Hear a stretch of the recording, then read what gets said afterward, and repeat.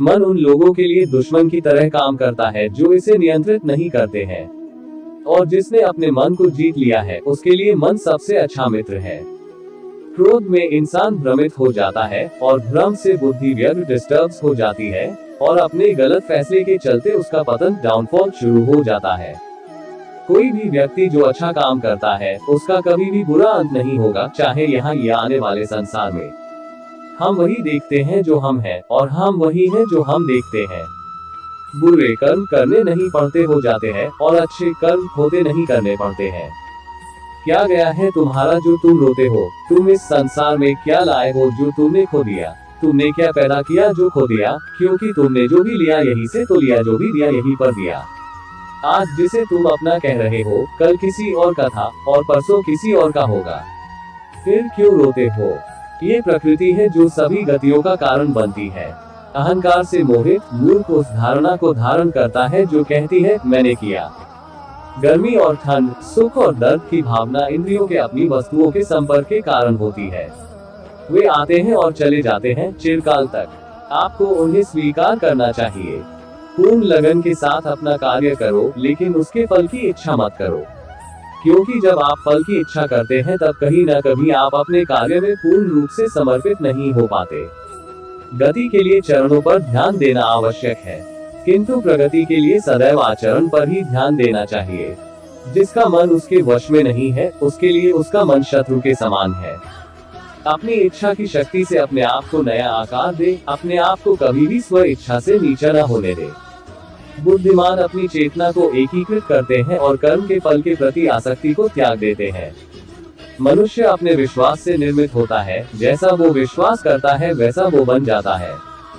हम जो कुछ भी हैं वो हमने जो सोचा है उसका परिणाम है। हम अपने विचारों से बने हैं, हम अपने विचारों से ढाले जाते हैं।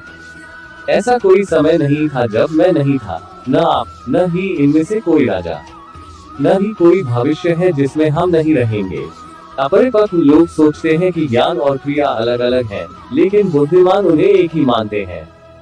जिस प्रकार इस शरीर में रहने वाला बचपन, युवावस्था और वृद्धावस्था से गुजरता है, उसी प्रकार मृत्यु के समय वह केवल दूसरे प्रकार के शरीर में प्रवेश करता है। बुद्धिमान इसके बहकावे में नहीं आते। न ये शरीर तुम्हारा है और न तुम इस शरीर के।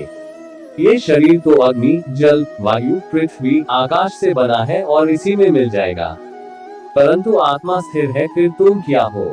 जो पहले विष जैसा लगता है लेकिन अंत में अमृत जैसा स्वाद लेता है, ये सत्व का आनंद है जो स्वयं के साथ शांति से पैदा हुआ है। उम्मीद ही आपको रिश्ते में कमजोर बनाती है। उम्मीद का जन्म आपके मन में ही होता है। शांत, नम्रता, मौन, संयम और पवित्रता, ये मन के अनुशासन है। सभी स्वार्थी इच्छाओं पर काबू पाना पर्याप्त नहीं है। स्वामित्व और अहंकार को वश में करना भी आवश्यक है, जिसे तुम अपना समझकर मग्न हो रहे हो। बस यही प्रसन्नता तुम्हारे दुखों का कारण है। कर्म मुझसे नहीं चिपके रहते क्योंकि मैं उनके परिणामों से जुड़ा नहीं हूँ। जो लोग इसे समझते हैं और इसका अभ्यास करते हैं वे स्वतंत्रता में रहते हैं। जो मनुष्य प्रकृति के गुणों से अनासक्त है और जो पूरी तरह से दिव्य ज्ञान में स्थित है, उसका कार्य पूरी तरह से परात्परता में विलीन हो जाता है। अभी निराश मत हो, क्योंकि तेरा वक्त कमजोर हो सकता है, तू नहीं। भले ही दुर्बलता ईश्वर द्वारा दी जाती है, लेकिन गरिमा मनुष्य के मन को स्वयं निर्मित करती है। अंत में सभी आत्माओं को परमात्मा में मिल ही जाना है। यही तो आत्मा का अंतिम लक्ष्य है। सभी जीव मुझ में है और मैं सभी जीवों में हूँ। तुम्हारे कर्म ही तुम्हारे भाग्य के निर्माता है। तुम्हारा मोह ही तुम्हारे दुखों का महान कारण है। आज वो तुम्हारा है, कल वो किसी और का होगा, इसलिए व्यर्थ का पछतावा मत करो। वर्तमान में जीना और उसका अनुभव ही जीवन है। आत्मा अमर है, न तो इसे कोई शस्त्र काट सकता है और न ही अग्नि इसे जला सकती है।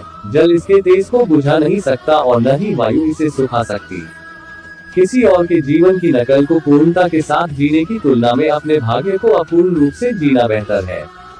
आप बुराई से कुछ समय के लिए बच सकते हो, लेकिन बुराई तो तुम्हें हजारों की भीड़ में भी तुम्हें ढूंढ लेगी, जैसे गायों की झुंड में बछिया अपने माँ को ढूंढ लेती है। सभी जीवों का निर्माता मैं हूँ। किसी जीव को कष्ट देकर तुम मुझे खुश कैसे देख सकते हो? घमंड व्यक्ति को ले डूबता है। मैं विधाता होकर भी विधि के विधान को टाल नहीं सकता। मन सफेद कपड़ा है, इसे जिस रंग में डुबाओगे वही रंग चढ़ जाएगा। जीवन में सुख ही सुख है, यदि हम आशाओं उम्मीदों का त्याग कर दें। जीवन में आधे दुख का कारण आशाएं बड़ी होना है। जो व्यक्ति आपकी कद्र नहीं करता, उसके साथ रहने से अच्छा है आप अकेले रहे। क्रोध की अवस्था में भ्रम जन्म लेता है, भ्रम बुद्धि को नष्ट कर देती है और बुद्धि के नष्ट होते ही व्यक्ति का पतन हो जाता है। मैं सभी प्राणियों को समान रूप से देखता हूँ। मेरे लिए कोई बड़ा छोटा, अमीर गरीब नहीं है, ना कोई मुझे कम प्रिय है ना अधिक, लेकिन जो मेरी प्रेम पूर्वक आराधना करते हैं मैं सदैव उनका हूँ। मेरा तेरा, छोटा बड़ा, अपना पराया मन से मिटा दो, फिर सब तुम्हारा है और तुम सबके हो। आप अकेले आए हैं और अकेले ही जाना है, इसलिए खुद पर भरोसा करो। चाहे बुरा ही क्यों न लग जाए, पर ऐसा सत्य जरूर बोलिए, लेकिन ऐसा झूठ मत बोलिए जो सत्य लगे।